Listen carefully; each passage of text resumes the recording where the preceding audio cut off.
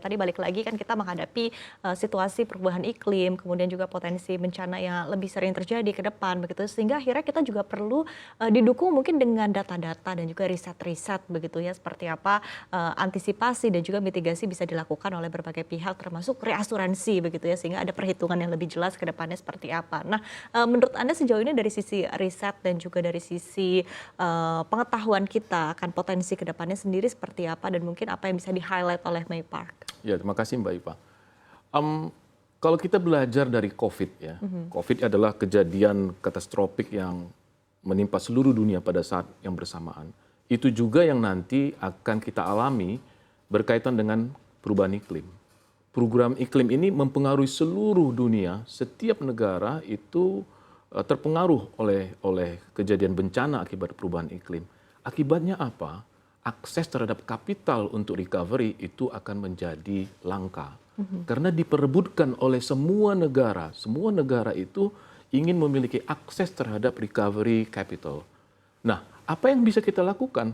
Maka kita harus memperkuat kemampuan internal kita karena kita tahu akses kepada kapital kalau kita terlambat nanti, maka itu akan menjadi sangat-sangat mahal.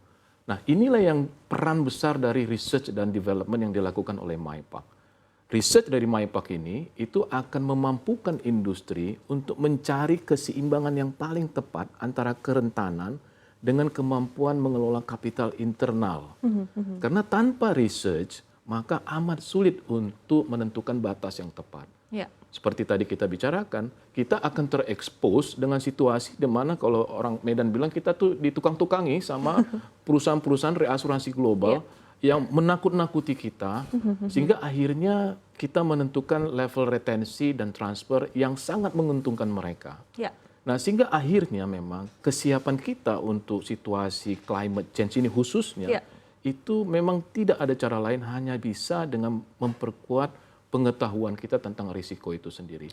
Kembali yang kayak tadi, karena pada akhirnya ujung-ujungnya ketika terjadi kita membutuhkan kemampuan financial. Ketika kemampuan financial ke capital global market itu menjadi sangat langka karena semua orang berusaha mendapatkan akses karena semua mengalami perubahan iklim, maka satu-satu cara yang paling masuk akal kita harus memperkuat internal capital management kita. Oke.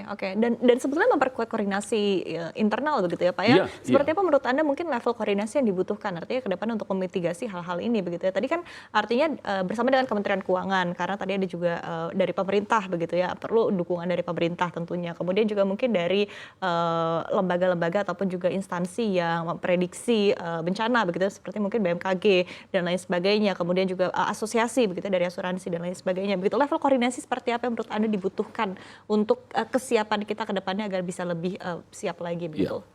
Risk transfer dan retensi ini adalah sebuah proses yang seamless, Mbak. Amat sulit ini menjadi seamless apabila elemen-elemennya ini tidak memiliki pemahaman yang memadai, konsensus yang sama tentang tingkat resiko. Nah, MyPark itu ada berada di daerah risk transfernya. Pemerintah itu pasti memiliki memang memiliki banyak sekali badan yang melakukan aktivitas penelitian dan risk description, tetapi itu untuk kepentingan pengelolaan keuangan negara. Sedangkan pada akhirnya pengelolaan keuangan akibat risiko bencana ini pun ada elemen transfernya. Dan ini memang melibatkan industri. Maka sangat-sangat penting bahwa industri itu memiliki kemampuan deskripsi risiko yang relatif sama dengan ekosistem yang dimiliki oleh pemerintah. Itulah yang dilakukan MyPark sehingga akhirnya proses ini menjadi seamless, menjadi kompetitif, menjadi efisien dan akhirnya memiliki sifat lipatan leverage yang maksimal. Oke, baik Pak Kocu memasuki tahun 2026 begitu ya. Seperti apa mungkin Anda melihat prospek bisnis untuk reasuransi secara keseluruhan mungkin di tahun depan, di tahun 2026 dan bagaimana juga tentunya Anda melihat apakah artinya seiring dengan isu perubahan iklim dan juga lain sebagainya, Anda melihat ini sebagai peluang juga begitu, tidak hanya sebagai tantangan begitu bagi industri reasuransi? Iya. Berbeda mungkin dengan pandangan yang diketahui secara umum, bisnis reasuransi itu backbone-nya adalah bisnis bencana alam.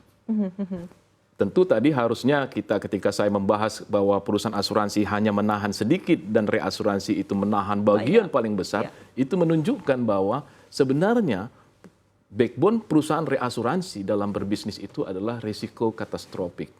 Nah, sehingga memang climate change ini, Mbak, itu membawa tantangan yang serius kepada industri asuransi, tetapi pada saat yang sama juga merupakan potensi bisnis untuk sektor reasuransi.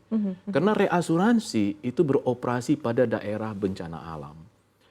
Itulah sebabnya kenapa perusahaan reasuransi itu harus memiliki kemampuan yang sangat baik dalam mendeskripsikan bencana alam.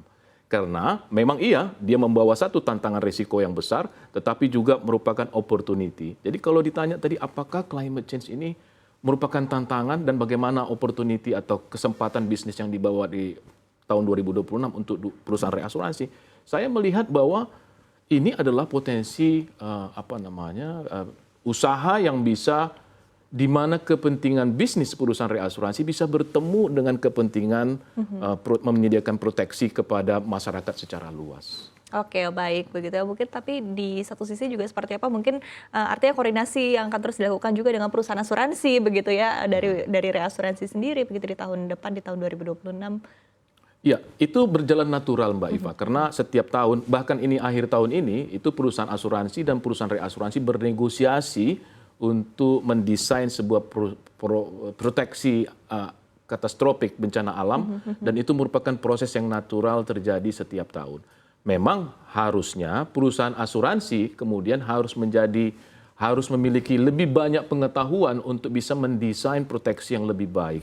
Sehingga akhirnya nanti retensi yang dimiliki oleh perusahaan asuransi ditambah retensi yang ada di perusahaan reasuransi, inilah yang akan mengenerate retensi secara nasional tanpa harus terlalu tergantung kepada risk transfer yang kita lakukan kepada pasar global.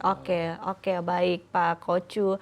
Menarik sekali diskusi kita siang hari ini, Pak Kocu Andre Hutagalung selaku Direktur Utama PT Reasuransi Maypark Indonesia atau Maypark. Terima kasih sudah berdiskusi bersama kami siang hari ini. Terima kasih banyak. Sukses dan sehat selalu untuk Anda. Selamat menyambut libur tahun baru. Iya, sama-sama. Sukses dan sehat selalu untuk Anda. Thank you. Terima kasih.